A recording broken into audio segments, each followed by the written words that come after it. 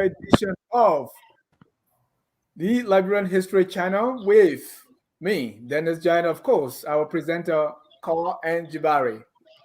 Tonight, we're going to discuss a very interesting topic. For the first time in the history of Liberia, we have a Kissi man and a Gola woman in the executive mansion. And the Kissi and the Gola, or the Gola and the Gisi, they are in America too. In America, they call them Gullah Geechee. Well, it's a lot to talk about. If you didn't know that, now you know. Let me welcome Kissi Barry or Jabari. Greetings, everyone. It's great to be back on. This, Mr. Jabari, welcome to this very interesting edition of the Liberia History Channel, and we are talking Gullah Geechee. Exciting. Yes. So you have Very moved from exciting. Barry to Kissi Barry. Let me welcome our chief presenter, Carl. Yeah. Carl, welcome. Yeah, not yeah, yeah. Oh, yeah. Oh, Bagulese. Yeah. Carl. Bagulese. Yes. Yeah, Zolasa. Welcome to the show. Thank you for welcoming me to our show. I'm excited today. We're gonna talk about the Geechee culture, the Gullah Geechee culture, the Gola Kissi descendants, and we've got Geechee Bari here. It's gonna be an exciting day. Kissi Barry, I would say. Well, we want to welcome all our viewers from across the globe. This is the Liberia History Channel, and we are discussing Gullah Geechee. And Yes. Let's start by saying, why this topic? And I will ask, I will ask Cole why, and I will ask Jabari also what interests you about Gullah Geechee. Cole, let me start with you. Why this topic?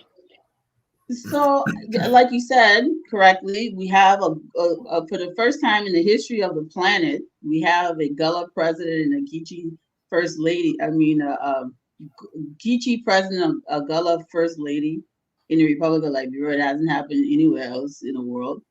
And this is incredibly important historically, and also it helps again to reinforce the connection between the descendants of Liberia and the present day inhabitants of North America. So we're going to go about talking about the actual. Now the Gullah Geechee people of the Georgia South Carolina, Georgia, and Florida seacoast, North Florida seacoast islands are not exclusively Gola and Kissi people, but there's a huge influence of Gullah Geechee culture, linguistic connection, and historical biological connection. Being many of the people from Liberia and Sierra Leone were taken into those areas because of our rice farming expertise. So today we're going to talk about that, and it doesn't negate that the Gola Kissi and people from other parts of West Africa do comprise the populations of the Gullah Geechee Islands, but today we're only going to focus on the Liberian connection and the Liberian descendants in those places, and even some of the Liberian returnees and repatriates to the area. Thank you. Geechee Barry, what interests you about this, about Gullah Geechee? And let me be honest, I heard about Gullah Geechee maybe like 4 or 5 years ago. I didn't know this, right? It's like 4 or 5 years ago I came to know this. Because when you come here and you see Chattahoochee and all these things, all I thought was these were people of American Indian or Native American descent. That's what Now, really. Chattahoochee is different from the Ogeechee River, though. Yeah, that's what I'm saying. So Chattahoochee is Native American, but Ogeechee is different. The Ogeechee River. So when I used to hear these names, all I thought they were all Native American. I see. Mr. Jabari, what interests you about this, about Gullah Geechee? Well, for me, obviously, it interests me because, well, I am Gullah Geechee, and I'm from the Low Country of South Carolina. Beaufort near the Charleston area. So of course, it's gonna interest me because that's my heritage, that's my identity. But I grew up around in terms of history, culture, accent. So it's gonna be an integral part of me. So of course, I'm gonna learn it. No, Jabari, I want you to say that again because are you saying I'm looking at someone before me from that heritage? Is that what you just said? Yes, yes. Ladies and gentlemen, this is breaking news on Focus on Liberia. We have a Gullah Geechee descendant right here in front of us. So this is, because Carl, when we read these things in books and we talk about it, but to actually put a face to it, this is amazing to me. I mean, yeah, Michael Jordan, the basketball player, the icon, is a Gullah Geechee descendant. There are many people who have Gullah Geechee heritage that are famous and incredible people. So it's not just Jabari, but yes, we're happy to have Jabari with us, Right. Geechee Bari, and I actually like the sound of that Geechee Bari. So it sounds like a hip hop persona. So yeah, it's a beautiful thing, and there's a lot of prominent people that come from the rice coast of North America, and we're gonna talk a little bit about those people and how they came to be, and why we should appreciate and celebrate this connection. Gola Kissi, Gullah Geechee. Let's Yes. get started. The first thing I want people to realize is that the similarities in these two ethnic groups, there's a reason they're called Chichi people, Kissi people. And if you think about it, we spell it um, Kissi, but nobody really says Kissi, right? Right. How do you actually pronounce the ethnic group, Dennis? Gisi. We say Gisi. We don't Right. use a K sound. We just Right. say Gisi. And I know individuals who names, who have the name Gisi and not Kissy, and they spell it. Yeah, so I don't know who made the we spell a lot of things weird in Liberia, right? We spell banga with an R. Nobody says banga. We say banga, and we spell Gisi with a K instead of a G. When you look at older text, it's always spelled with a G. Gola used to be called Gora, Gola. Gullah was even a spelling for the Liberian Gola people. They don't really say Gola when you hear them talking. How do they pronounce it? Gola, right? So Gullah Geechee is actually a more correct pronunciation of the ethnic groups that are in Liberia. It's spelled more correctly than the way we actually officially spell them. If you really think about it, if you ask President Boykai, what is your ethnic background? He will not say, I'm Kissi. He'll say, I'm Kissi, Yeah. right? He will say, I'm Gisi. So Gisi, Geechee is the same. Kissi, Geechee, Geechee. Gola, Gullah. This is not, I've heard people say, oh, the Gola comes from Angola. Then why wouldn't you say Angola? Why would you just say Gola? It's because they were not aware, not that some of them don't come from what is now Angola, but they were not aware that there's an ethnic group called Gola people. So they made the assumption that it was the country of Angola, the region of Angola. And it's really, something that is just based on not knowing, not having the information. But there was a huge population of Gola and Gisi people that were taken to the rice coast. Huge percentages, especially considering the size of Liberia and the populations thereof. So I wanted to, emphasize that. And that's why the title today is just simply Gola Kisi, Gullah Geechee. Is to show you that these two ethnic groups are very prominent among the people in the South Carolina, Georgia seacoast area.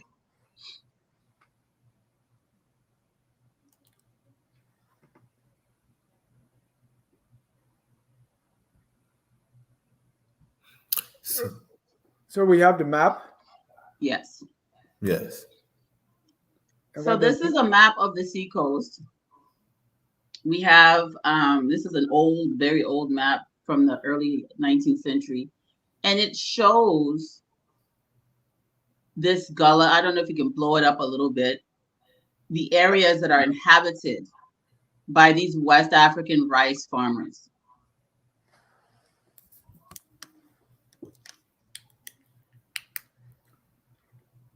Not sure if you can see that. Okay. So you've got, of course, up there towards the top, you have South Carolina, and you get down to the Georgia seacoast, and then the North Florida seacoast. So it is a very concentrated area. Those people, of course, come from all over West and Central Africa, just like every other population of enslaved people. It's not an exclusive ethnicity, but because they retain the name of these two ethnic groups, and we know that Sierra Leone and Liberia were a huge source of the population of people that were enslaved there, it is going to be our focus today. Jabari, you have anything to say about the map before we go to the next slide? Yeah, so again, it's the seacoast, also what we call the low country.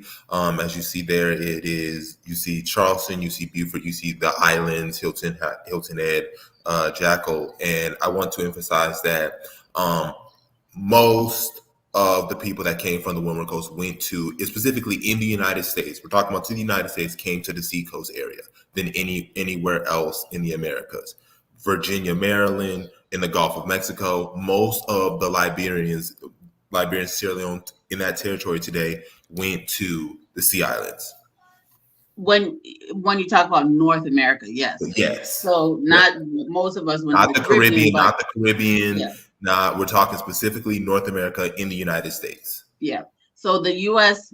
greatest port, last time we did a show called To Georgia and Back, Savannah has a way larger number of people that went into the port of Savannah from what is today Liberia than Georgia did. We only focused on Georgia because Dennis and I live here.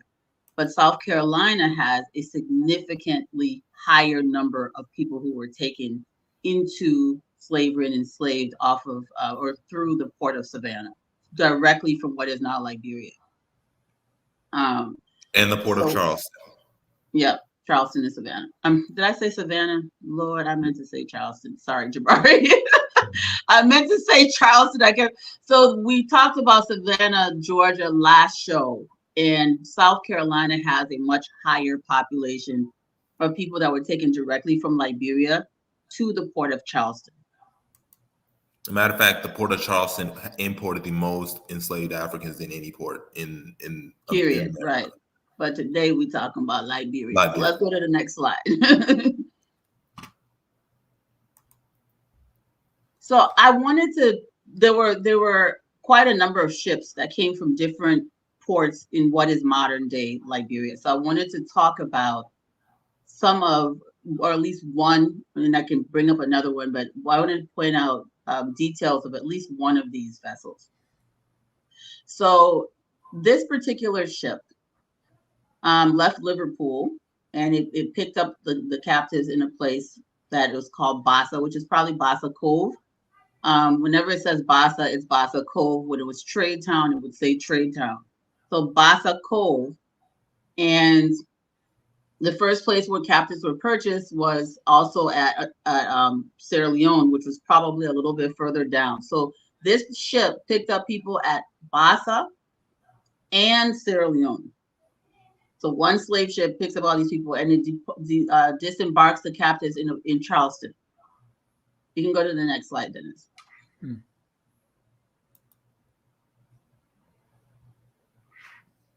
So we have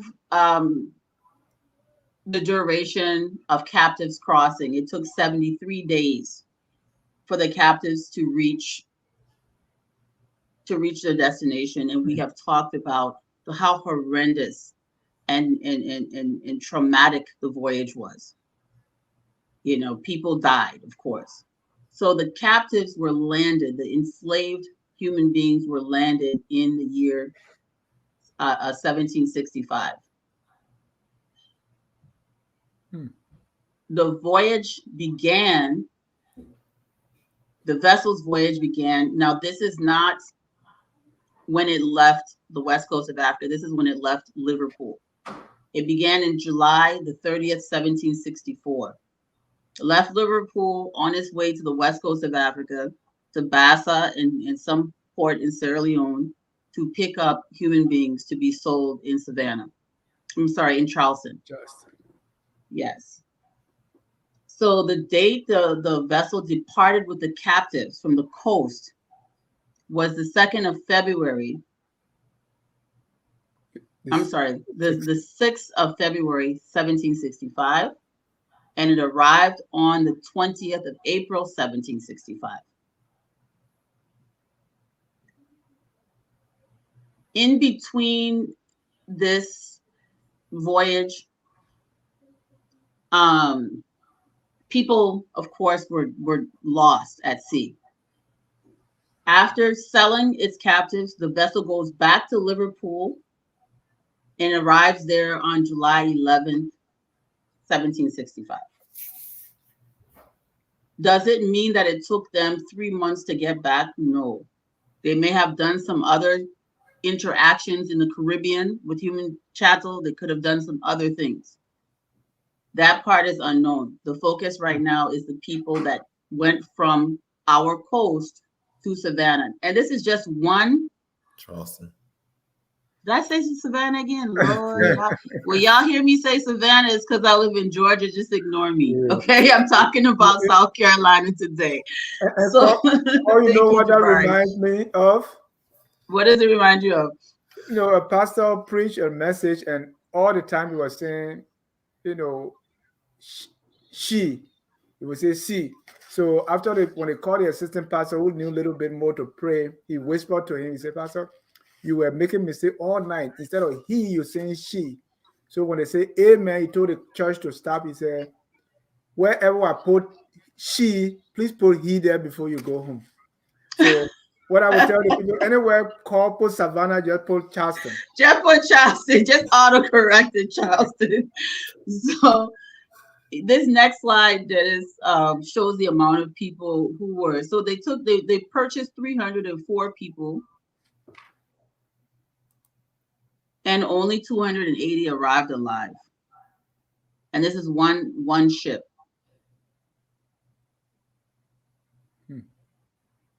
One out of 38 documented ships.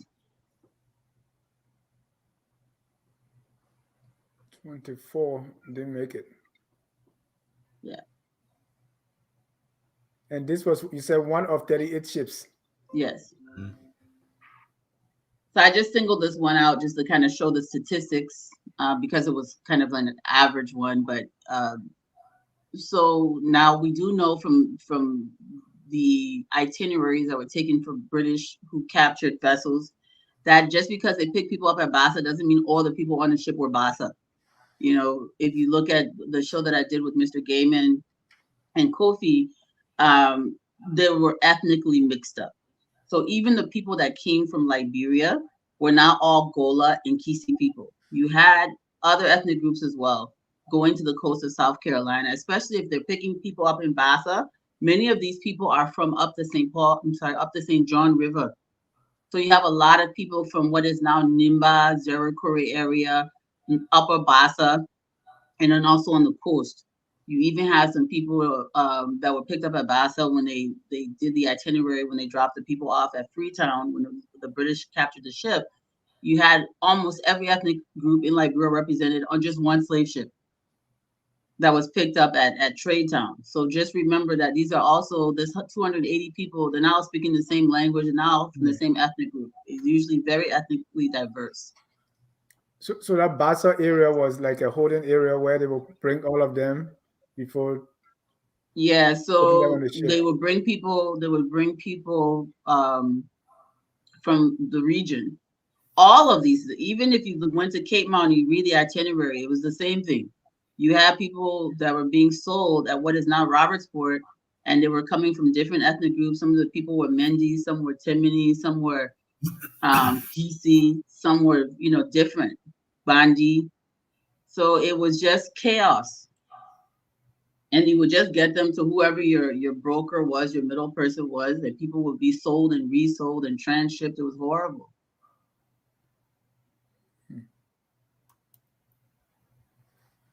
So who are these Gullah Geechee? So they're So, descendants of Africa. Go ahead, Jabari. yeah, so the Gullah Geechee people are descendants of Africans who were enslaved on the rice, indigo, and sea island cotton plantations of the lower Atlantic coast. Many came from the rice growing regions of West Africa, specifically Liberia and Sierra Leone. Um, I want to emphasize to understand specifically why that is a huge deal with the rice and indigo plantations on the sea islands, because these are not like small like plantations where like maybe it's like one or these are huge plantations to cultivate rice and indigo in those. It takes a large number of enslaved Africans. So Mm-hmm. these plantations would have 200, 300, 500, sometimes 1,000 enslaved Africans working on them to deal with this because it's very intensive. And I've been to quite a number of these islands, especially off the coast of South Carolina and Georgia, not any of the ones in Florida, but I've been to Tybee, of course. I've been to Jekyll. I've been to St. Simon, which is one of my favorite for so many reasons, and Zafuski Island off the coast of South Carolina. These places still have been gentrified and turned into luxurious vacation places, but you still have remnants of the original Africans that were displaced that were there. Few of them that haven't moved to the mainland yet, and you can still hear in their syntax and speech is so similar to how we speak. It's so similar. It's amazing, and I understand it very clearly. It's not even, you and my husband understood it. So when they're speaking to Geechee, the people think, oh, you're not, but we'll understand it. Then if you hear people speaking Geechee, Hmm. Geechee English, you'll understand it. It will not even confuse you. Yep. You'll understand it better than you understand Nigerian pidgin, Hmm.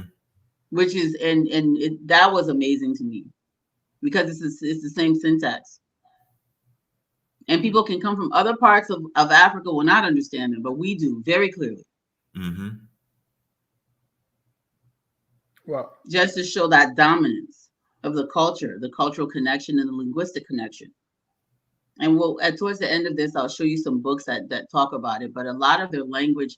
So this photograph is of Gola Vai people from the 1800s, the late 1800s, 1890s specifically, and these would be some of the genetic relatives, the DNA cousins of many of the Gullah Geechee people, because a mm. lot of the ships also left from Cape Mount, what is now Robertsport. Hmm. So let's talk about this rice farming because I understand rice came from Liberia, that they came to show the Americans or to show the people here how to produce rice. Is that true? Well, what was Absolutely. this connection with Yeah. rice and indigo? Indigo. Indigo is a dye, but go ahead, Yeah. Jabari. You can. Yeah, so of course Liberia and Sierra Leone being major cultivators of rice, and of course the particularly along the sea islands they wanted to produce rice, so they specifically focused on those who came from the rice coast because they were able to cultivate and had some of the expertise and knowledge to cultivate rice in those areas. And with the climate, you're gonna need a labor force that can withstand that type of climate because especially on the sea islands we know it's very humid, it's very warm, there is a lot rain that comes with it, so that's another reason why they would specifically focus in on enslaved people, enslaved Africans from the rice coast. Hmm. And I just want to say before we move on that one of the reasons why the Gullah Geechee, we have been able to hold on to our identity and culture so long that other groups of African Americans in the United States did not have the chance to experience is one, because of the sea islands and because these were often majority black areas, they were relatively isolated. And that's an important factor because they were able to strongly hold on to those African elements that their ancestors had brought with them when they arrived on the shores of Africa. Hmm. Interesting. Jabari? The Gullah Geechee Cultural Heritage Corridor is a 12,000 square mile federal national heritage area designated by the U.S. Congress to recognize the unique culture of the Gullah Geechee people who have traditionally resided in the coastal areas of the Sea Islands of North Carolina, South Carolina, Georgia, and Florida, from Pender County, North Carolina to St. Johns County, Florida. The corridor is not a national park or a single site. It is comprised of many historically and culturally places of significance to the Gullah Geechee people. So yes, it's again another map. One of the things that I really appreciate the background of this is the quilting.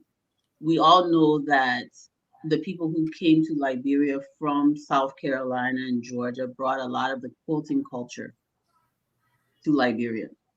And I just think it's funny. It's like, to the Georgia seacoast or the South Carolina seacoast and back again, right? The same way we did Barbados and back again. It's like, what is it, the origin or is it the return? It's such a beautiful thing when you think about it.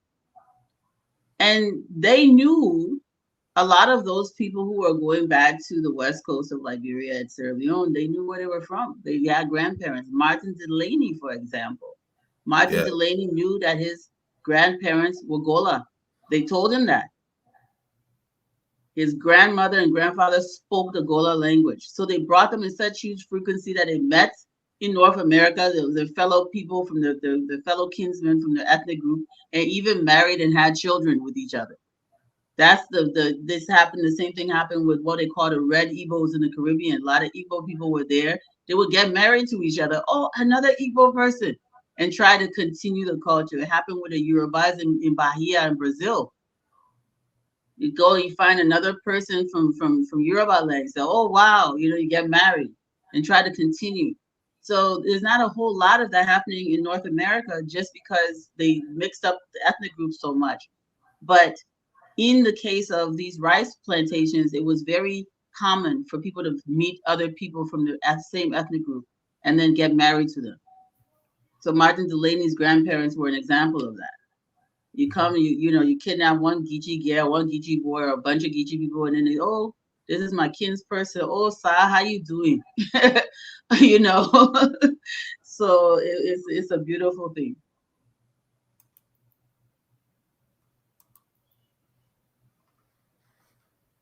Right? So you have the Bellamy Mansion Museum in Wilmington, North Carolina. You have the Brunswick's town, that's Fort Anderson, and Winneba, North Carolina. You have Poplar Grove Plantation, Wilmington, North Carolina, and you have Moores Creek National Battlefield in Curry, North Carolina. So these locations of these different museums and historical sites are places that you can visit in the state of North Carolina, which does have a small population of Gullah Geechee people. Is always almost overlooked, but that heritage is in the southern part of North Carolina, and you can actually visit these sites in the Low Country and be able to make that connection.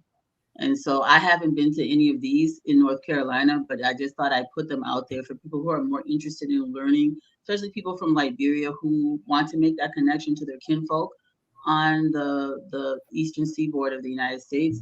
This is a good place to go if you're close to North Carolina. These are locations that you can take a day trip with your family and say, we're going to go see the heritage of our cousins that were taken so many years ago. Let's go to the next slide, please. So these are locations now in South Carolina. There's a lot. You don't have to read them all. You can if you want, Jabari, but a lot of them are some very significant around the Charleston, Hilton Head area. So you have Mitchellville, you have the Boone Hall Plantation and Gardens, you have the Magnolia Plantation and Gardens, you have McLeod Plantation. Charleston really has a lot of these historical sites.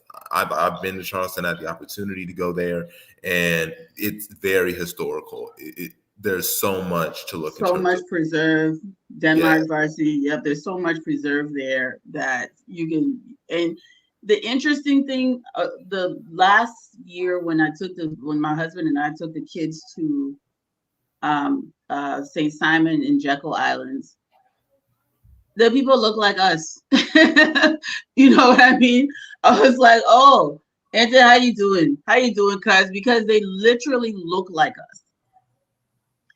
One of the things that really blew my mind, and I think I've talked about this before, is when I did, I was one of the guinea pigs that they used on this 23andMe as a genetic marker because I'm a genetic unicorn. All my ancestors, as far as I know, are pretty much from the same exact location in the Guinea Forest region. So I gave my DNA to this company so that people who were in the diaspora, African Americans and others who didn't know where in Africa some of their ancestors may have come from, may have been able to connect themselves through me to their backgrounds. Well, to my surprise, I ended up with um, tons of DNA relatives.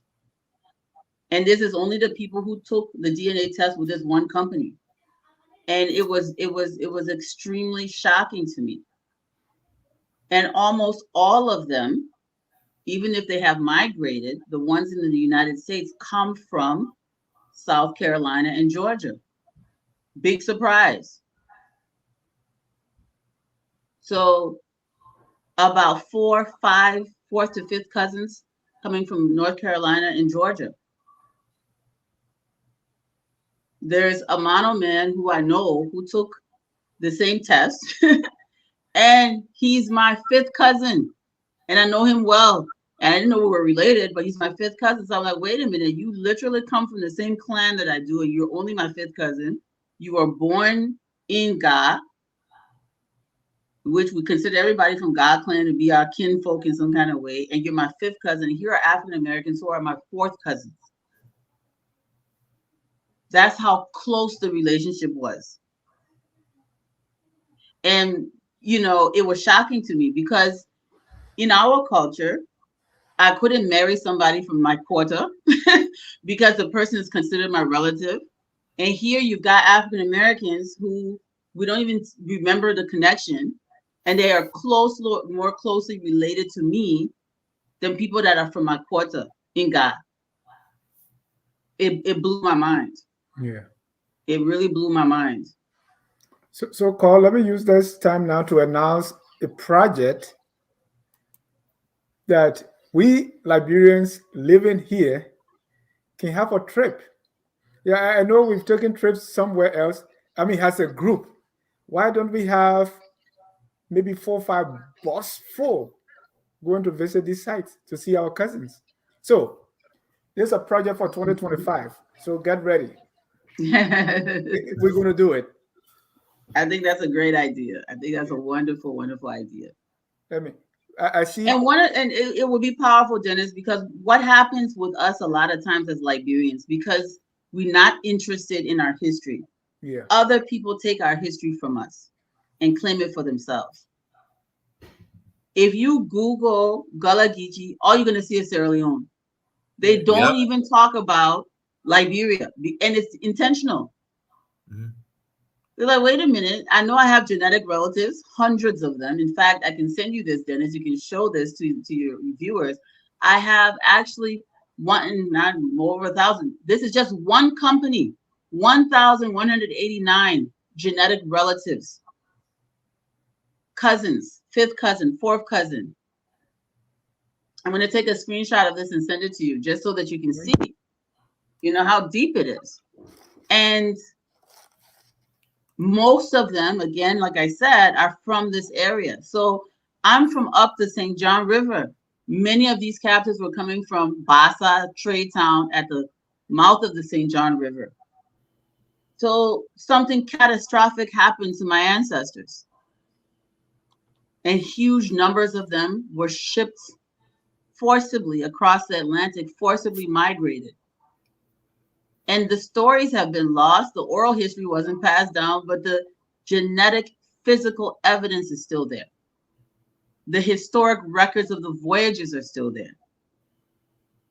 So though the spoken oral history has been lost because of record keeping and because of science, we're able to still tell the story. And I will tell you today, I was moved when I made this connection. But Dennis, I'm going to go ahead and send this to you so that you can see it. Excuse me, let me get this ready. I see why Lester is asking why has Sierra Leone reached out to the Gullah Geechee community, U.S.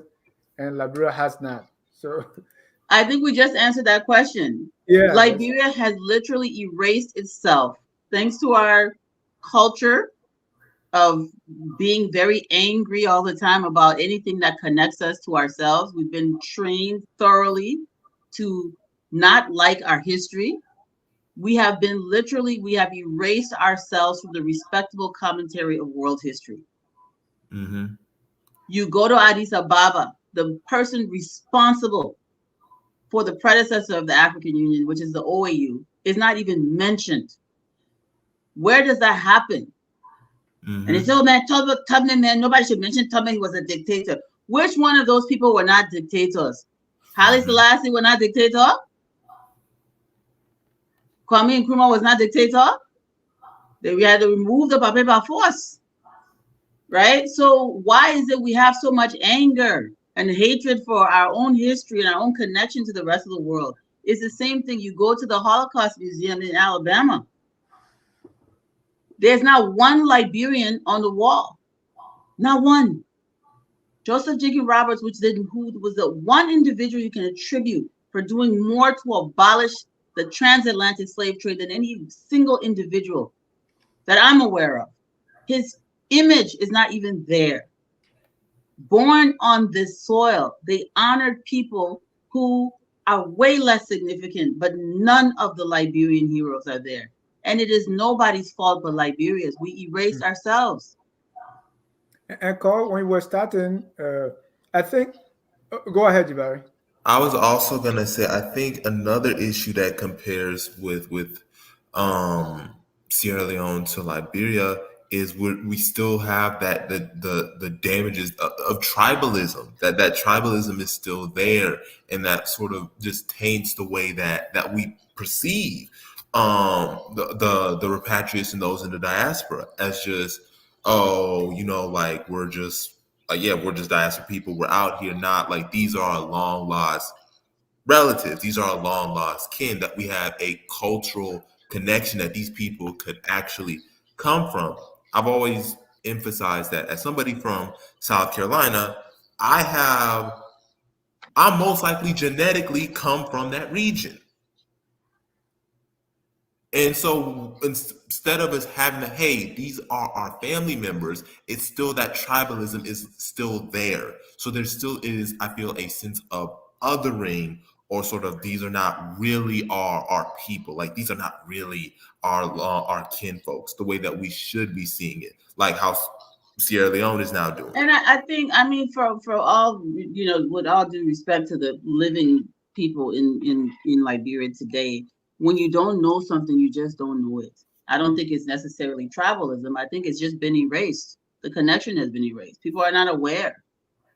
So if you're not aware of something, it's not necessarily because you know about it and you're rejecting it. It's because you just don't know.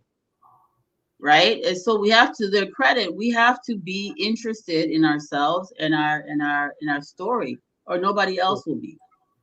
So I have, according to 20, this is just one, I have over 1,000 genetic relatives, and majority of those are people from the Carolinas. And these are only people who took this test. And some of them are, fifth cousins and fourth cousins and fourth great grandparents and so on. I'm going to show you something else here, Dennis, in just a second. And Carl, one of the reasons too why this is happening, when we're starting the show, you mentioned that people look at Gola and they say, oh, we come from Angola. Why is it that we always want to link ourselves with people from somewhere else? And we don't want to say, these people come from us, unless we say we come from somewhere. Just Right. 2 weeks ago, there was people here on the show say, oh, we are Jews. Even though from Israel. Well, I mean, I think the thing with the Gola people is because a lot of people, Gullah Geechee people, did come from Angola. So right, they just assume that the Gola, I said, but not Liberia, because we they weren't aware. They didn't know that it was such an ethnic group called Gola in Liberia. Yeah. That's just how simple it is. When you don't know something, you don't know. So to them, they're like, oh, it must be Angola, because that's all they were familiar with. because they knew nothing about Gola people of Liberia. You Yeah. can't blame them for that. And also, they Yeah, but didn't. we always want to be tied. We want to be attached to somebody else. There is But I something don't about think the Angola people are somebody else. Those are actually their ancestors too. Yeah. yeah, but why don't we say the Angola people came from Gola and went there, but instead is we come from Angola and came here. That's my point. Oh, you no. So it's the people, it's the Gullah Geechee people, modern day Gullah Geechee people, who's Mhm. saying that the Gullah is a perversion of the word Angola. Okay, So and they I will don't give you know that. that there's an ethnic group in Liberia called Yeah. Gola people.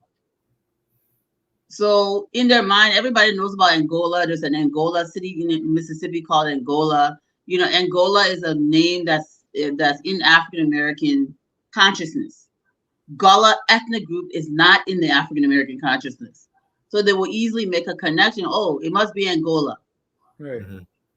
So it's not that they're rejecting Gola people in Liberia, it's that they're not aware of their existence.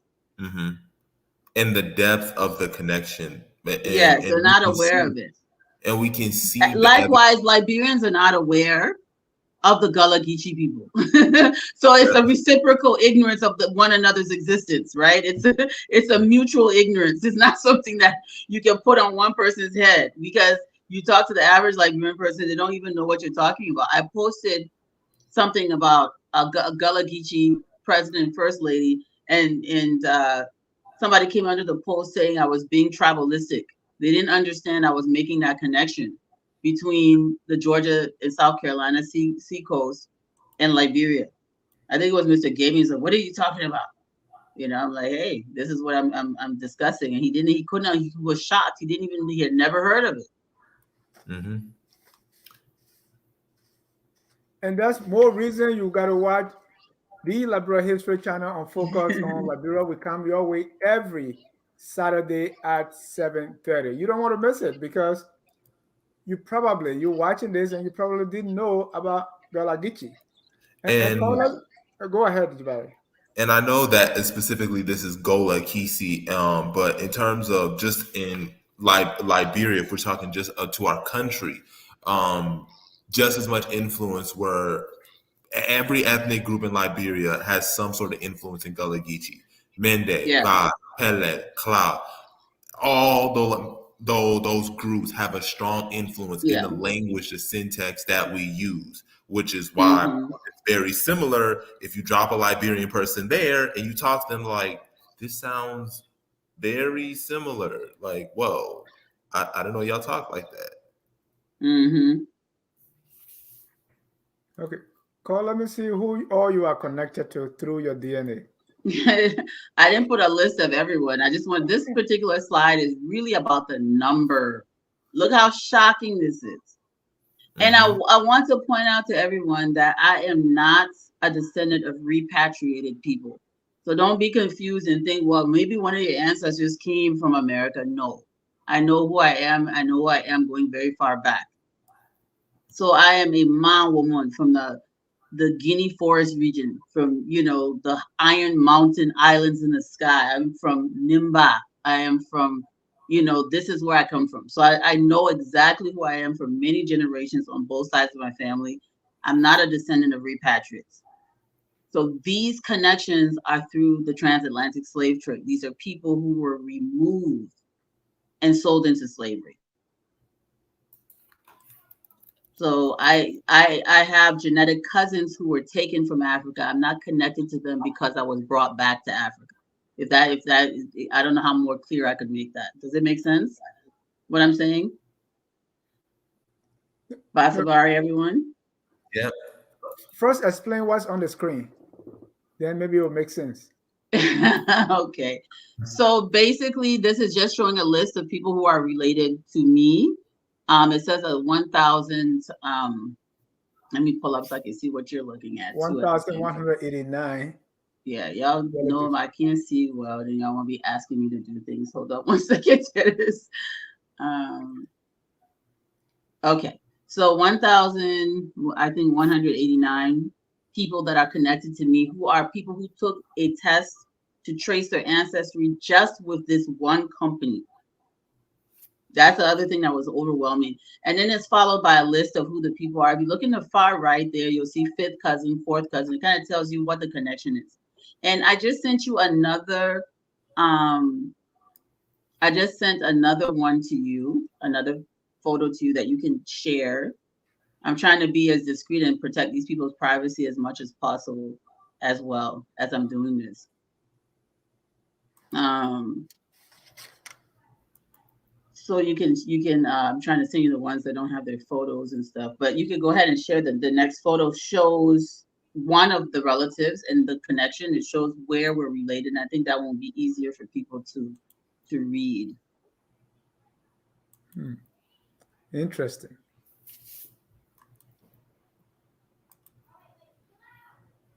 And I did this years ago. Um,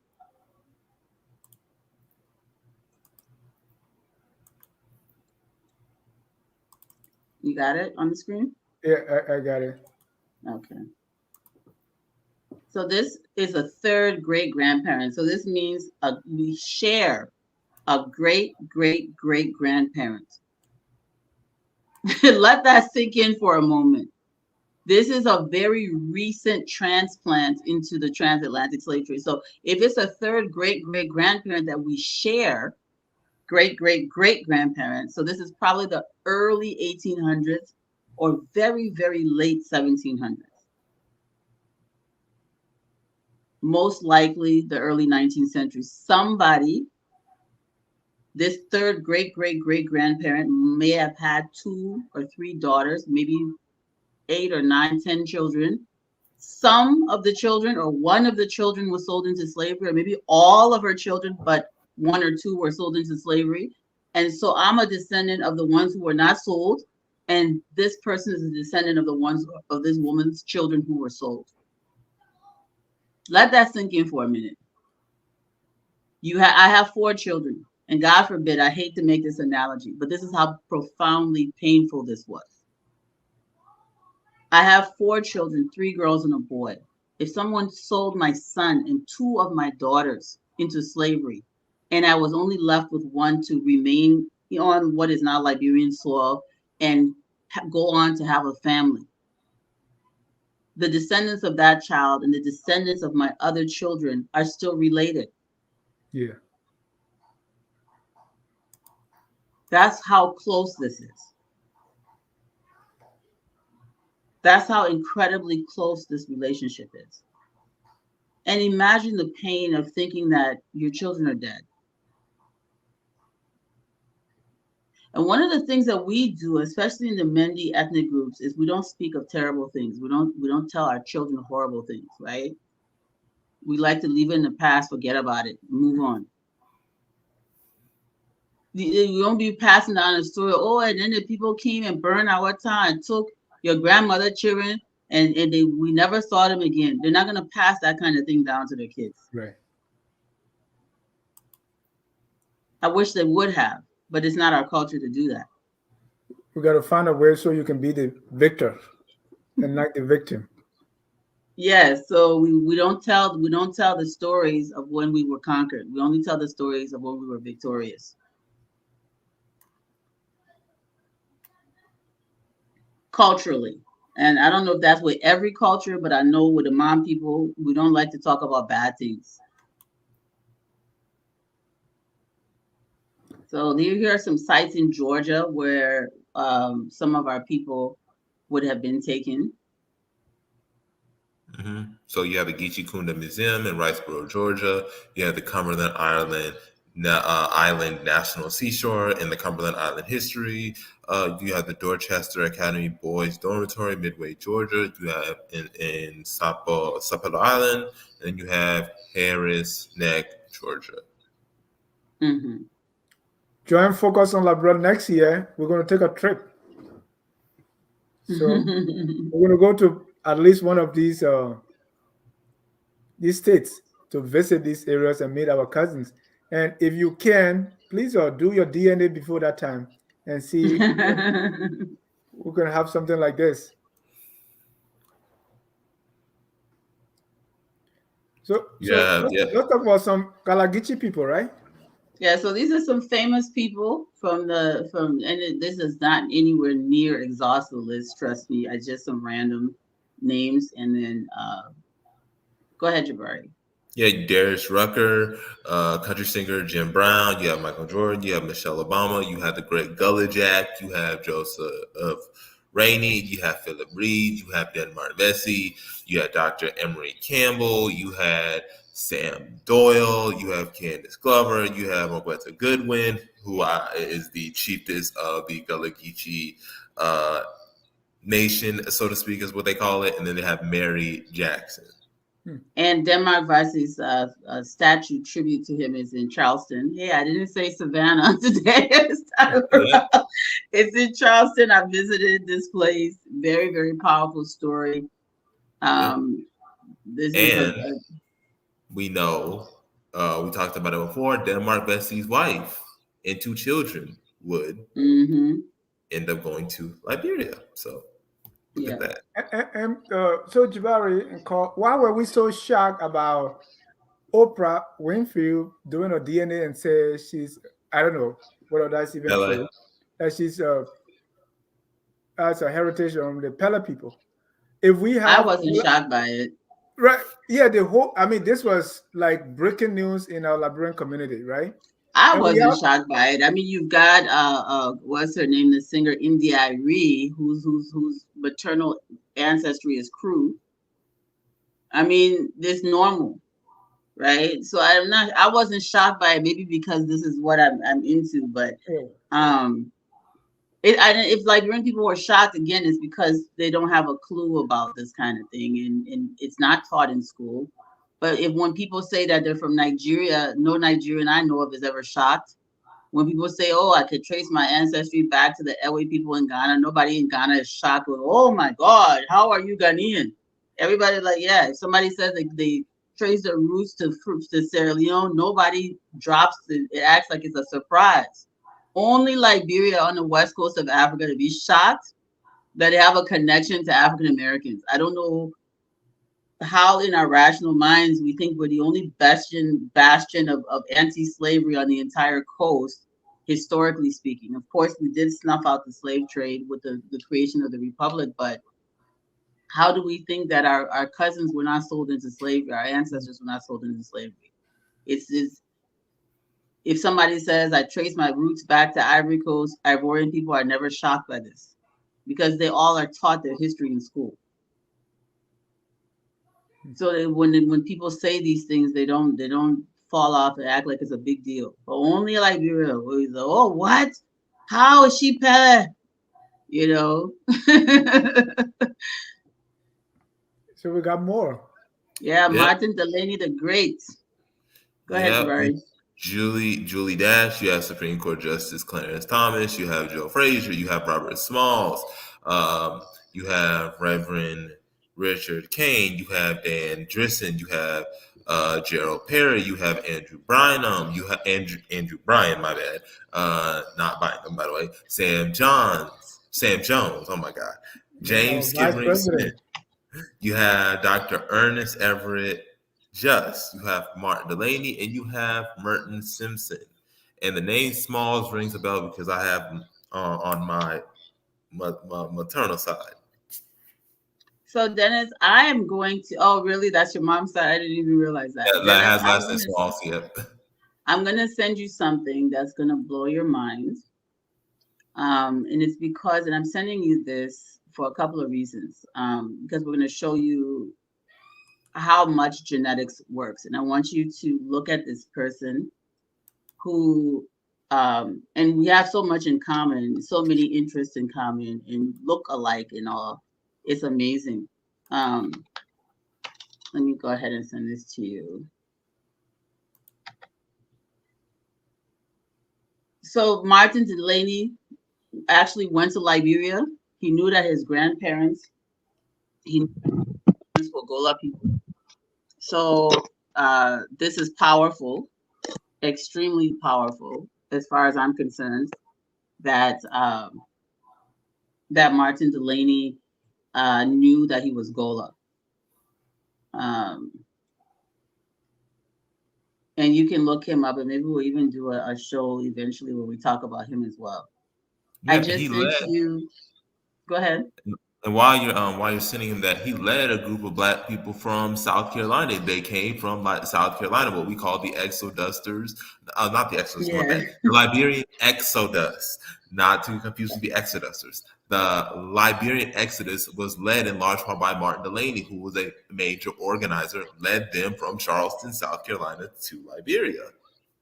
And because he knew about the connection to the people on the Grain Coast, descendant of rice farmers. Let's go home, he said. Let's go back to the land of our fathers and mothers.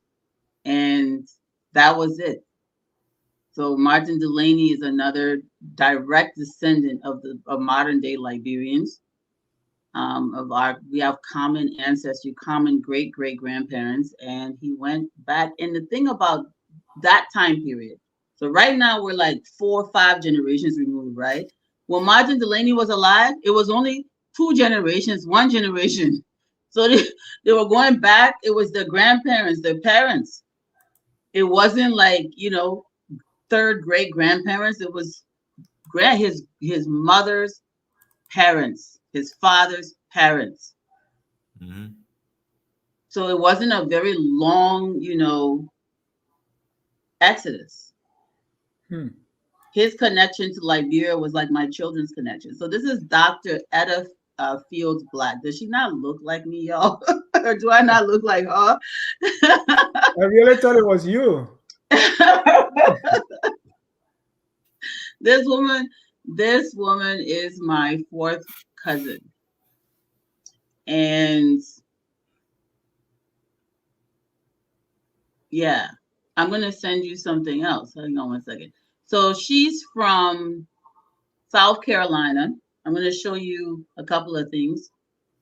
But I thought when I saw this lady's picture, I was like, we look way too much alike. And I made connection with her a couple of years ago when we spoke. And she's an author and she's an obsessive historian. She works for Carnegie Mellon University. And she is so into history. And then I'm sitting there thinking, some of this stuff is in my blood. She's writing books about, the rice planters of the Grain Coast. I had never met her, didn't even know she existed. And here we connected DNA and I'm looking at are we interested in the same stuff? And then when I saw her picture, I said, oh, this is weird. This is my long lost big sister. I didn't even know I had. So it's really amazing. I want to show you,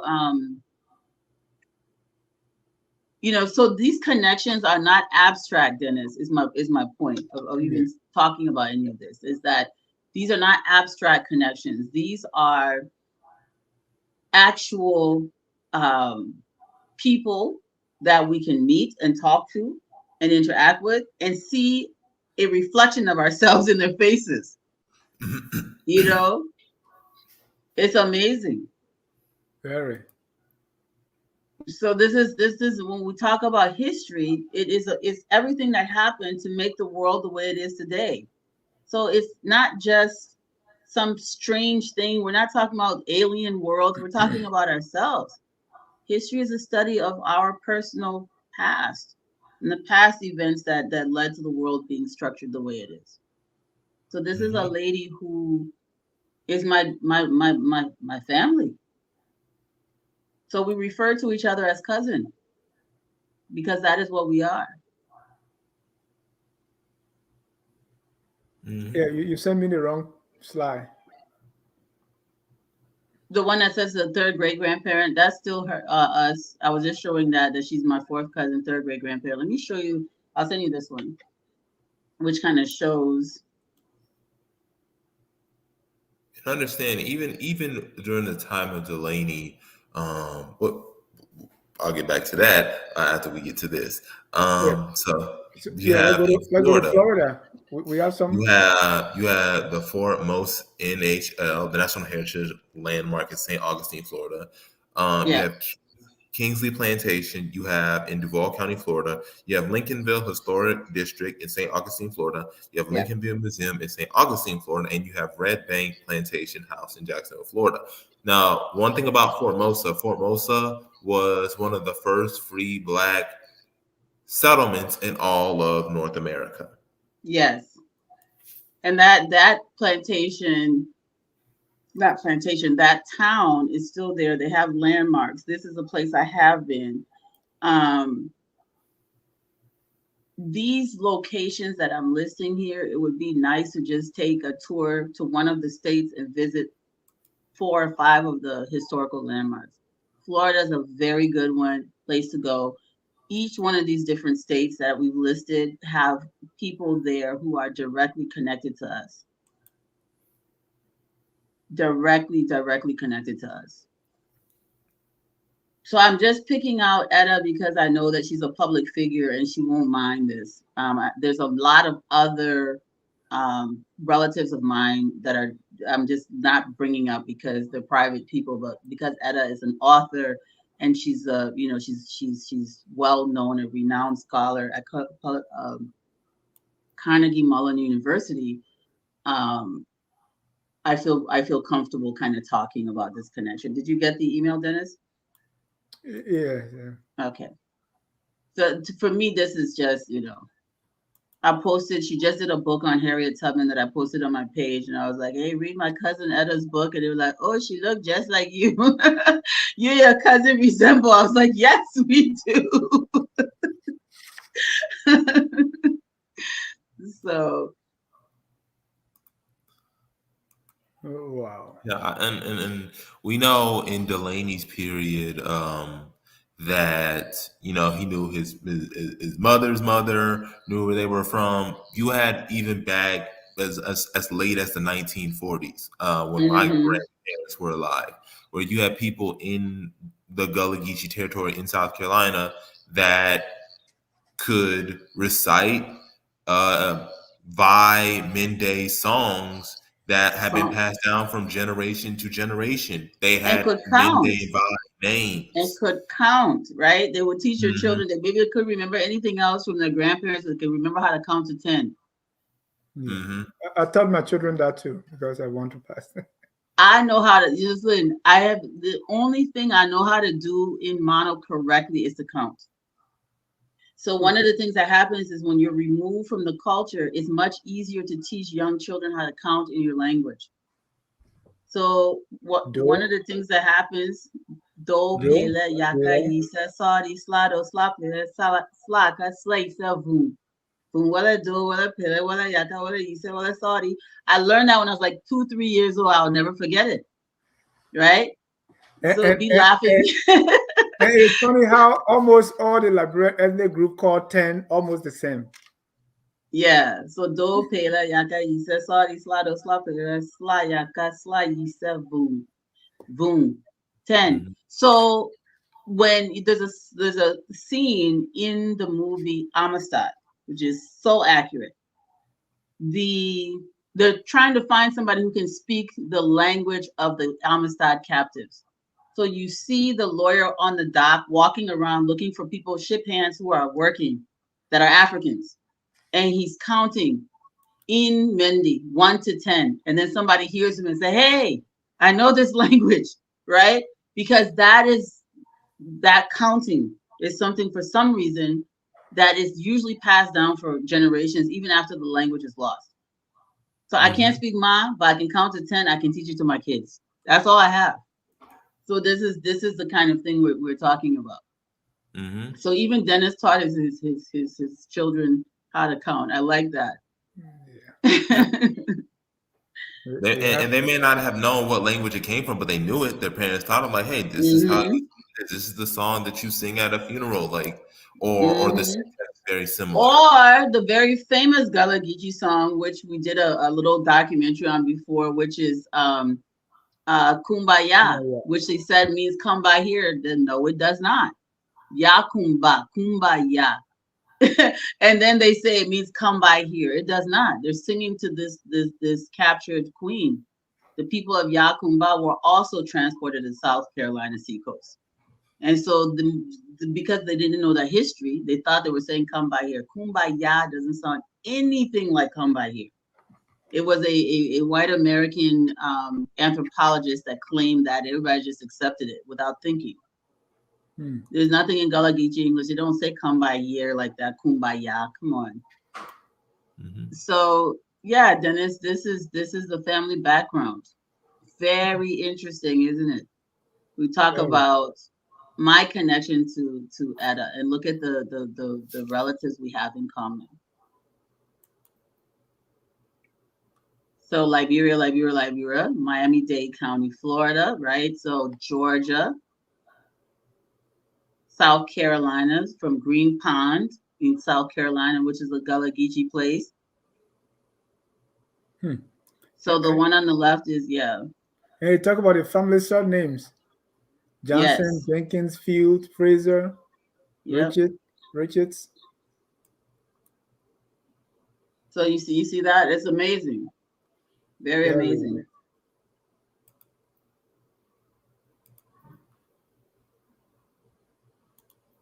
If you're just joining us, this is the Liberia History Channel. Our topic, Gullah Geechee. That's the Gullah Geechee. So this is a book that I recommend that if this is interesting to you, that you read.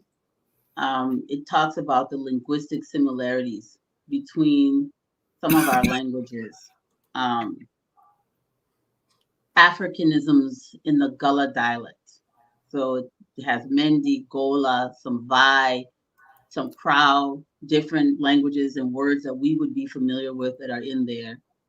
Very thorough job. So wanted to point that out. And if you are watching us and want to take part, please call the number on your screen, 605-313-6004. The code is 791403#. If you want to take part, please call that number, and boom, we have call cousin again. So this is one of her books about this very thing, deep roots. It's about rice farmers in South Carolina and comparing those two. She spent her research in Sierra Leone because before she did her DNA test, she just thought she was from Sierra Leone. So she went to Sierra Leone and did the research for this book, and then does her DNA and finds out that she's a Woman from Liberia. but same old thing, right? The Sierra Leoneans are our cousins too. So she did go to Sierra Leone and do this research because she wrote this book before she did her DNA to know exactly where she was from, but she was very close, right? She knew that she came from Sierra Leone region. And if you have an opportunity, please buy her book. And I keep saying this. I mean, we could pass for sisters. Yeah. What do you think, boss? What do you think, Jabari? Yes, very similar. I mean, the similarities are there. We come from that same family, so yeah, same line. Let me read a few comments here while we wait for our callers to log on. Let's say most Black in America are fascinated with where they come from in Africa, but they should be equally curious about which of their enslaved ancestors went to Liberia. I am, but I know it will take a lot of research because enslaved families were separated from each other, and after emancipation, we have different surnames. Beatrice Kanga Gray got to teach her daughter how to count in Basa. Beatrice, yes. Should be. Alfred Dennis, I think Focus on Liberia needs to meet with the government of Liberia to talk about important issues of our history. We need to rewrite our history, especially when it comes to Pan-Africanism and also about the foundation of the African Union. Yep, you're giving all the work to one person. Okay. Yanfa say, are there linguistic similarities between the Gullah Geechee and the Gullah Geechee in Liberia? Yeah. Yes. A lot. Many words and songs, and even Kumba. Kumba is a Kissi name. And it tells about Kumbaya. I mean, the thing is just mind blowing. Kumba is a Kissi name that they're saying come by here. Kumba, Kumbaya, Ya Kumba. Kumbaya was a Kissi queen. And the Kissi and the Ma people do they name their children the same way. They're all part of the same Sande and Poro.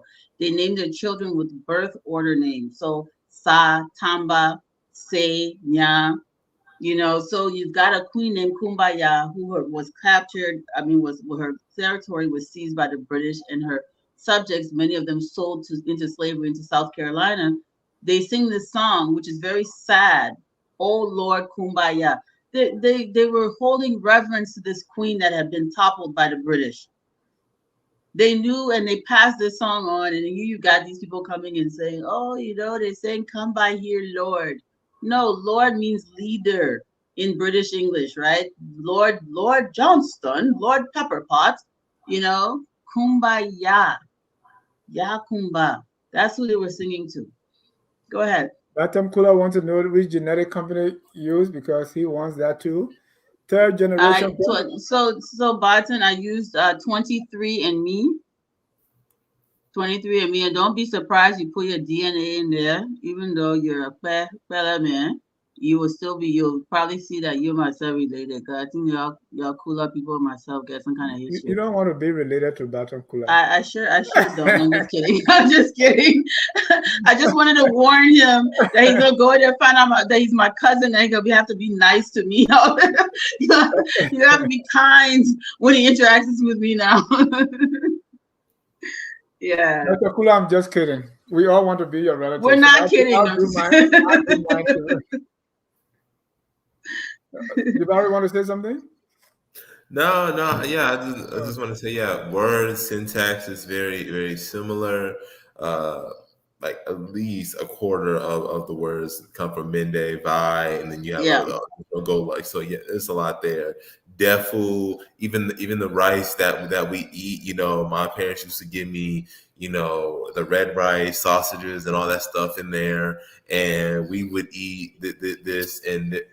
People from Sierra Leone, people from Liberia would be like, "Oh, that looks just like jollof rice," and we didn't know it. Like, hey, that's like jollof rice. It's just we just thought of it as just a staple cuisine in our diet. So, maybe some 19 years ago, I used to, work, travel for work, and I used to go to Charleston, and I fell in love with the food because I felt I was in Liberia. All the greens. Yeah. All the greens, we got problems. Just eating, and I was like, this Beatrice Grace say, oh wow, this is great information.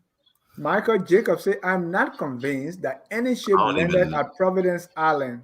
That history is not correct. Michael, please, what you mean? I'm about to say, throw that wrench. We're going to pass. That's a big pass. No, I want to understand what really he's talking about. So we're going to pass that one. But what's that got to do with the topic?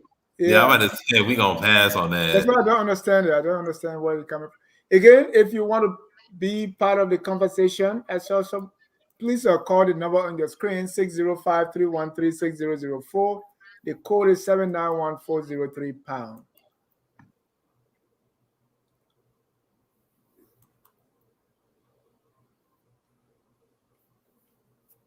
Okay, we don't have any caller here.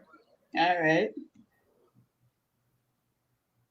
Oh no. So now. Is that pretty much all the comments? Yeah, that's pretty much. ST said, so many Liberian children born in the diaspora know more about Nigeria and other African countries than Liberia. Why do you think this is so, Pastor Salif? I don't know if that's true. I mean, why would we say that? If they're Liberian children, what are their parents are not raising them? How is that possible? I don't even know how that would be true. I mean, I was born in the diaspora, right? I was born in Minnesota. So I studied Africa, but my parents taught me a lot about Liberia. I don't think it's so that Liberian people give birth to children and don't teach them about Liberia. I don't think that's true.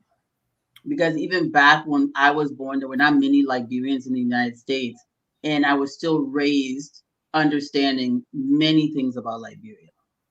So I don't want to believe that that's true. except that they're being born in America and being raised by Nigerian families. It doesn't add up. I completely disagree with that. My children were all born here, but they know that they are Liberians. They Yeah. know about I Liberia mean, basically because even my children, right? So I was born in Minnesota. My children were born here in the States. They know about Liberia too. right. In fact, when my son was 3 years old, we are coming back from Liberia, and the immigration guy took his passport. I gave them each their passport to hand to immigration. He took his passport. Oh, welcome home, son, and handed him back his passport. Nazia said, "No, I'm not home. I'm on vacation. I'm Liberian," he said. You know, how many generations is he removed? He's like Martin Delaney. He said, "No, you're 3 years old." He said, "I'm on vacation. I'm a Liberian." And the immigration guy said, "That's not what your passport says." It was funny. He was All right, very someone want confident me with to it. call the number slowly. It's on the screen. They're also on Facebook, 605-313-6004. The code 791403. Call that number and participate. Well, Gullah Geechee. Jabari, give Gullah me a Kissi. summary here. Kissi. Just a second. So, do we have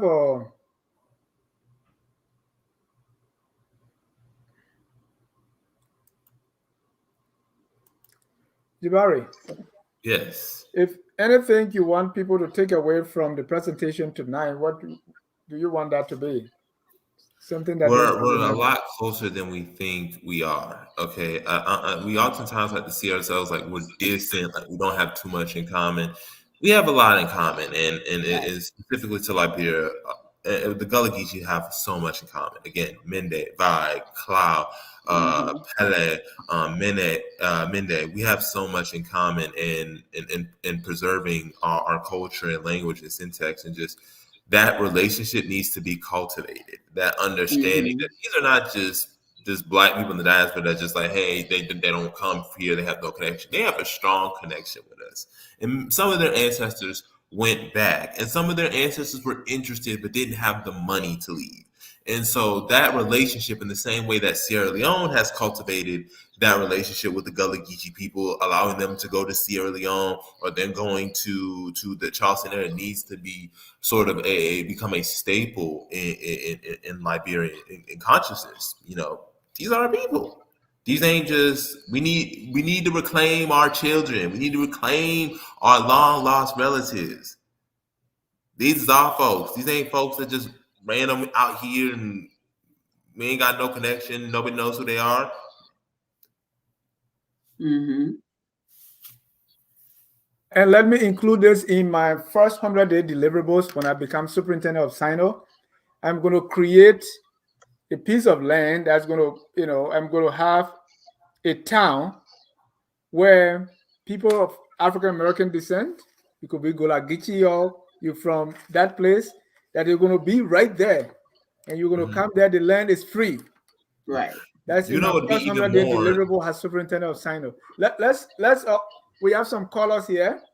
Let Okay. me All right. bring on the first caller. That's Beatrice Kanga Gray. Go ahead, Beatrice. Your life. Good evening. I'm just so excited about this information that I'm getting tonight. I just don't know what to say about it, but I just want to say thank you to Focus on Liberia for this information, and I want to say thank you to your panelists.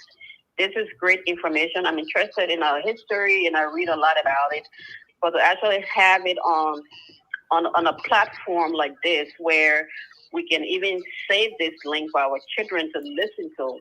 I think it's a plus for us and for the panelists to take the time to do this. I think I really commend them for this, and I want to thank you. I have a question. I know you are discussing. And Beatrice, 1 second, because you almost made me cry. So let me just pass tissue here. Okay, let me get my tissue.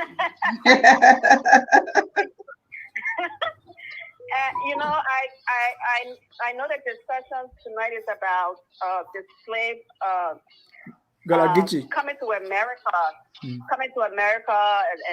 the different stations and where they were and the lineage and all of that, which is very, very much interesting. And sometimes they make me to wonder whether I'm really a black woman, you know. Oh, okay. So I have a question, but my question is about what about the return? I read a part of history that spoke about Liberia being, for a lack of better word, being the dumping ground for the return from America.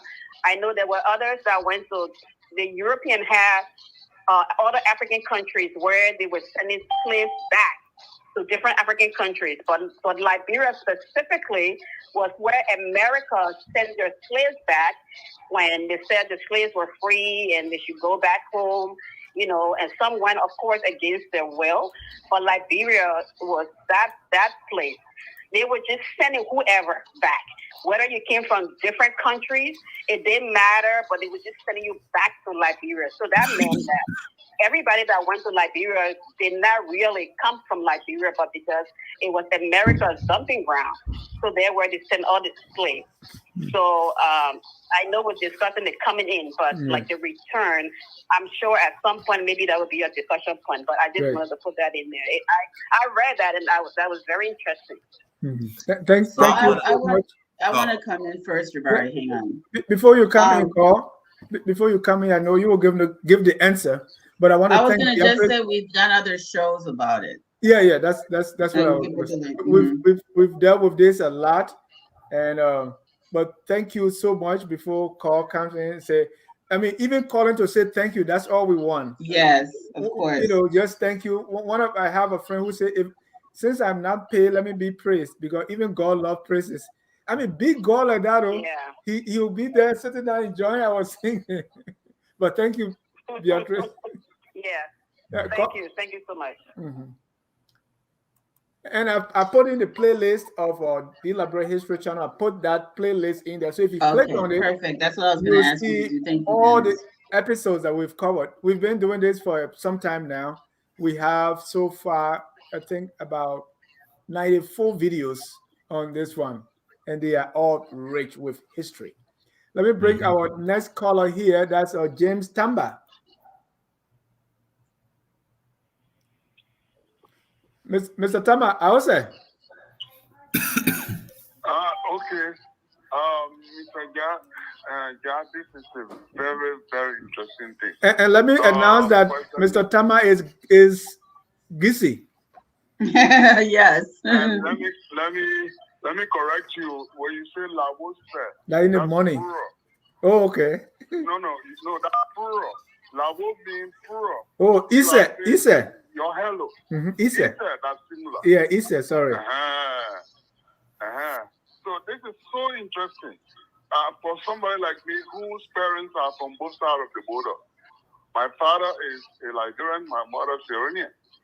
If you recall, because you came to my house to say bye to me when I embarked on a journey to Sierra Leone, where I taught for 3 years and then came back after teaching for 3 years, worked at the foreign ministry there, where my mother was from.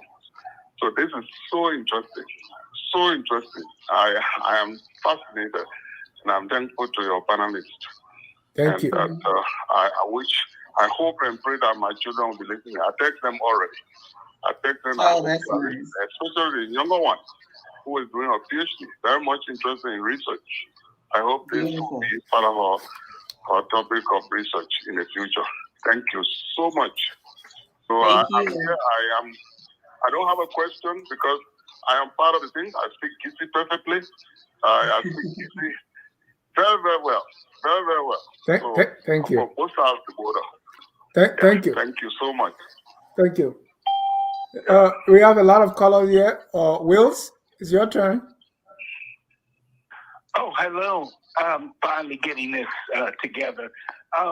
You guys, once again, you're doing a great job. I look back on all your past videos because it's so enriching, so much information. I appreciate that. Thank you. I'm curious if any of you are aware of I'm into genealogy, and the LDS Church actually is the ones that really started genealogy in the United States. The Church of Latter-day Saints. Now that's a Christian sect that a lot of people it's very controversial, and yet they are the main genealogists in the old days. And I know they opened their headquarters in they have one in Ghana, and I think that they have one in Monrovia. And I'm just curious if they are helping in this genealogical project, because as I said, most African Americans, we want to know what ethnic group we came from, the many different ethnic groups we come from in the motherland in Africa. But for me, I'm fascinated by also finding out, which of my relatives before the end of enslavement in the United States, went back to Liberia. And that's going to be a difficult project, but, through Ancestry.com, it's very, very interesting, because, there are quite a lot of Liberians who have taken the DNA test, as well as African Americans, and I'm trying to locate a lot of those relatives, and I'm hoping that, but I know it's going to be difficult. But anyway, let me just ask about this LDS Center in Monrovia, if you guys are aware of it, and also of the projects uniting African American relatives with the people that went back to Liberia, the people, because their names would have been different, their surnames during slavery. Children were sold away from their parents, so they would have different surnames, and it would be but through the DNA ancestry may be able to connect once again. So those are two main things I wanted to bring up. Thank you. Yeah. Thank you very much. Thank you. Appreciate it. Scott. Okay. Thank you. Hey, how you doing, Dennis? This is Roy Scott calling from Minnesota. Go ahead, Roy.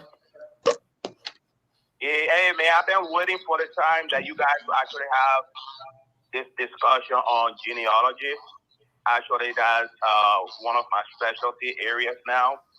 And I've been doing family research for the last 3 years and specializing in genealogy. And we've been looking at families from Black and the connection to Liberian specifically. I'm part of a lot of other genealogy groups. We've actually created a genealogy group now called the Kifama Genealogy Project. You can check it out on Facebook. I do a lot of training and help people find their families, and doing a lot of genealogy work, right? Specializing on Liberia specifically. So, thank you. That's good to know. We interested in. Yeah, so you can contact me on that on Facebook. I think we are actually friends on Facebook somehow, I think. So if you need help with genealogy, actually contact me. I'm part of the GU272 genealogy group as well. Thank you. So I do a deep dive on genealogy and training for people in that area as well. Thank you. I'll give you a call. Sounds good. Thank you. Let me bring on Oliver. Go ahead, Oliver. You're live. Oh, hello. Thank you for having me. Cisco, thank you so much, and thanks everyone for taking the time to continue to bring the history that we long for some or craving for. Most of our people, they had the opportunity to tell us who we were, and even till now, I still want to know who I am. And I remember I brought my mom here. She's 70-something years old. And the last time we asked her about a tribe and tradition and all that, she started yelling at me. So I said, well, how would I know where I come from and who I am if you don't want to tell me? And I don't know the reason why our people don't want to do that to us when we're small, for them to teach us about who we are, where we come from, what our strength, who our ancestor was. Because some of our ancestors were good with iron, some of them were good at using roots to heal people, but it's just hard for some of our people to just give us the opportunity for us to know who we were. Okay. And when COVID started, some of us, we Liberians that don't want to know our history. Some of us, we are very, very passionate about it, but the problem is that I'm talking. And because of that, some of us are in the dark, like me. I just put the History Channel playlist in there. Please click on it and go through and then keep watching the Liberia History Channel. No, I watch all. Thank you. Great. All. I'll not forget one. I'll not miss one. Thank you. But this particular one, when she was saying that, we don't, passionate about. No, she said we don't know because we are not taught. We just don't know. They say why you don't know is older than you, right? Exactly. Yeah, but thank you. Let me bring on Mr. Tanja Salif. Pastor Salif, go ahead. Okay, thank you, Mr. Ja. The concern that I raised about, children born in the diaspora, and, my sister is right. Just because your family, you train your children to know about Liberia does not mean you could be the exception. You are not the rule. So to just say, oh, it's not true, I think it's a little concerning because you're not all over the country. You're not all over the U.S. You're not all over Canada. You're not in every state. Okay. You don't know what families do. I mean, you do it, so you could be the exception. I'm a pastor. I travel all over the country. I'm in different churches. But let's just look at this happen. Let's just look at this in this context. If you've been to Liberian churches, how many Liberian songs do they sing there? Is it not Nigerian songs? How many times do they go to Liberian church and you hear them sing a song where they call Liberian in the God in the Liberian dialect? Is it not Chineke? Is it not Igwe? Is it not all the Nigerian ways they do it? I visit families. You go to their homes. They play gospel music videos. The only gospel music video they play is Nigerian. I go there and I force them and say, no, you got to change it to Liberian. I say there are Liberian gospel artists that are also singing. So to just say, oh, it's not true because your children know about Liberia, I think it's not right because you don't know every family in the diaspora. Thank you. That's what I'm doing. Our Liberian culture is gradually eroding. And we're not even paying attention to it. Even the way we speak, the words we use, the words we grew up with, we're not using those words anymore. The words we're using now are Nigerian words that have entered into our own lingua franca or our own vernacular. It's Nigerian words. Everything is, it's just Liberian culture is so filtered nowadays.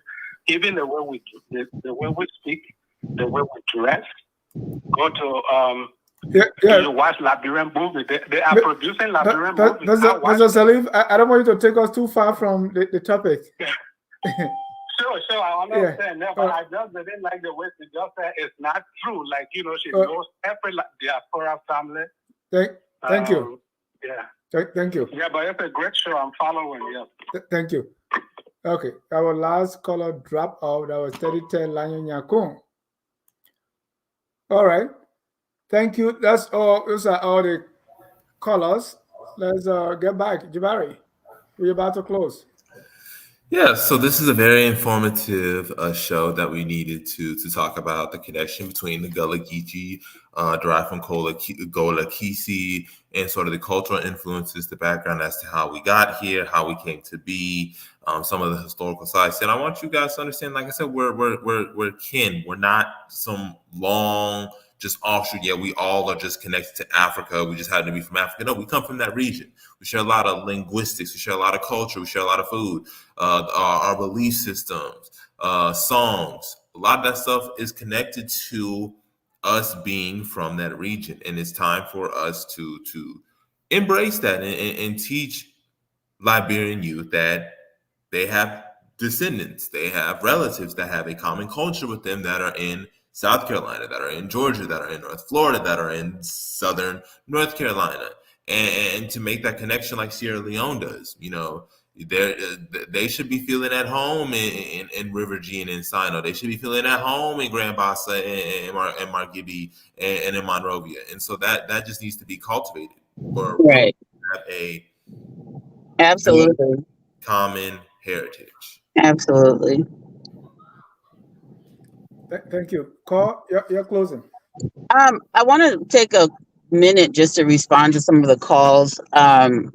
The question about the Latter-day Saints Church in Monrovia and genealogy, that's outside of the scope of what I do.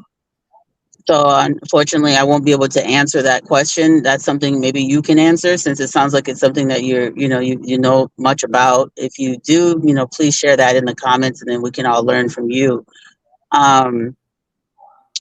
The other question that was being asked about by Ms. Kanga about the repatriation movement. We've done a lot of shows, and Dennis put the link in there. One of them is the true and thorough story of Pioneers Day that kind of breaks it down as well. There's another episode called The Founding Fathers of Liberia. So there's a lot of different shows that are on the History Channel that address those questions, Ms. Conga. So I hope you have time to watch them or listen to them. If you do a long commute to work or whatever, you can listen to it like it's a podcast, like it's NPR or something. But there's a lot of information that the Liberian History Channel has compiled around that subject. So I think that you might find interesting. And thank you very much for the call and the encouragement. The other question was about, as far as the Nigerian influence, yeah, we live in America, so we're going to have influence from Caribbean, from African Americans, from especially if people take their children to white churches, they'll have influence from white America. And of course, if they're going to a Nigerian church, you'll have influence from Nigeria. That doesn't mean that Liberians know more about Nigeria than they know about Liberia. I still thoroughly disagree with you. There's absolutely no equation to picking up Nigerian words and going to a church where the pastor's Nigerian and knowing more about Nigeria than your country. That's not the same thing. He said Liberian churches, but I thought that was, he said in Liberian churches we sing, even in the Liberian homes, we sing more. I mean, in Liberia itself, we have a huge influence of people who've never left Liberia have a huge influence of Nigerian culture. And we always have since the 1800s. It's not new. But, before there was even a Nigeria, there were Yoruba and Igbo influence in our culture because of the huge number of repatriated people that came from that region.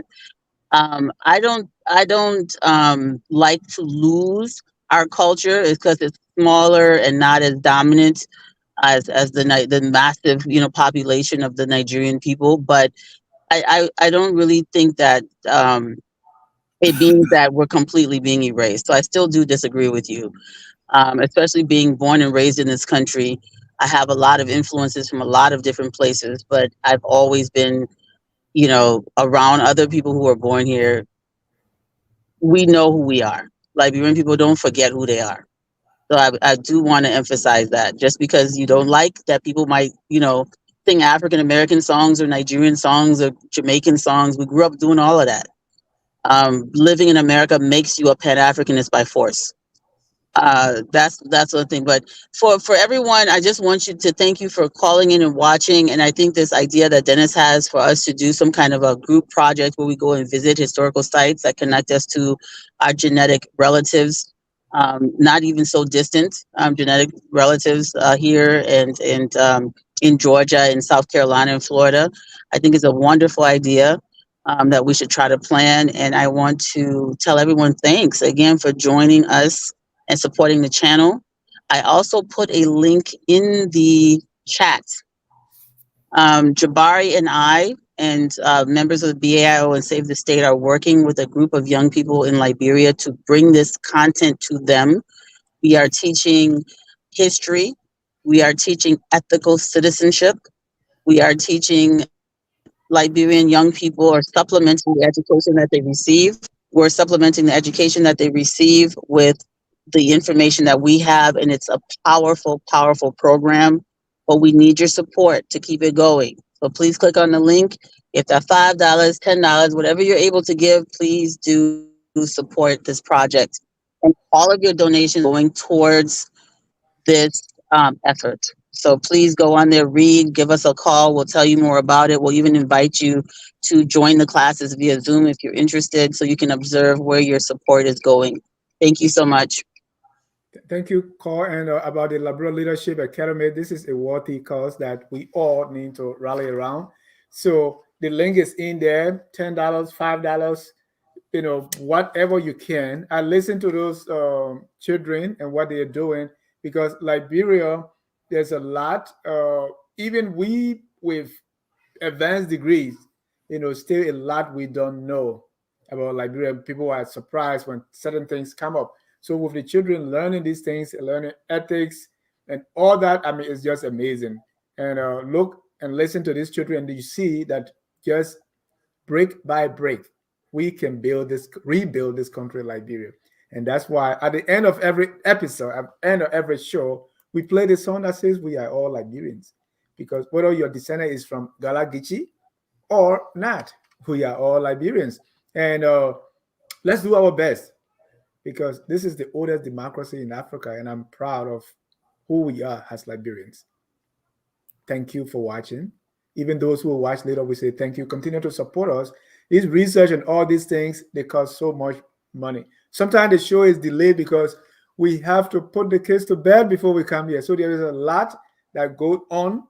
There's a lot, research materials to get these things. Some of it costs a lot of money, and everything is called digging in a pocket. You go on and get all this. So any way you can support us to keep this going, please do that. Some say, okay, call the government of Liberia to help. Dry dog sweet, but before that dry dog get dry, will need to be eaten, right? So do the best you can to support the Liberia History Channel. Do your best to support the Liberian Leadership Academy. Let's build Liberia. The things that we didn't learn as children, other people have the opportunity to learn. So let's support the effort. Again, Call, thank you. Jabari, thank you. And all the BAIO and Save the State families, we say thank you so much, and always thanks for watching. Until then, we close with a song that says, wherever you come from, we are all Liberians. Have a good night, and God bless you. We are Liberians.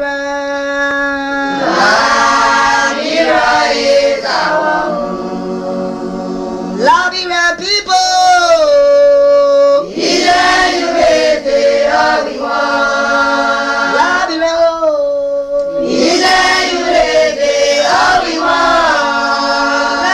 Liberia.